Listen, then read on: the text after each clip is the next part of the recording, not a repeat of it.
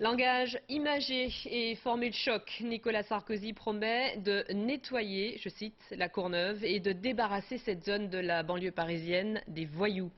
Hier, au pied de l'une des barres HLM de la Courneuve, un enfant de 11 ans a été tué d'une balle, frappant presque en plein cœur.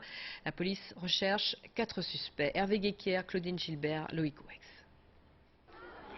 Au pied de la cité des 4000 à la Courneuve, l'effervescence après la mort du petit Sidi Ahmed, 11 ans.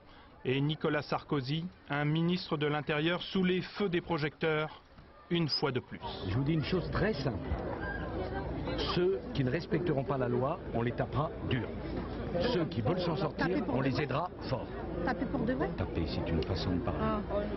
Hier, le petit Sidi Ahmed Amache a été tué par une balle perdue en bas de son immeuble, se retrouvant malgré lui au milieu d'une fusillade. Le maire de la Courneuve déplore l'insécurité et le manque de policiers dans les quartiers difficiles. Et je regrette que de ce point de vue-là, il n'y ait pas une action plus résolue des services de police que j'ai alerté à de multiples reprises, notamment sur ce quartier de Balzac, dont on sait que c'est quelque part un peu une base arrière du trafic. À l'école où Sidi Ahmed était scolarisé, les enfants et les enseignants sont sous le choc. Il y a beaucoup de pleurs, c'est l'injustice. Pourquoi Sidi Ahmed? Pourquoi lui?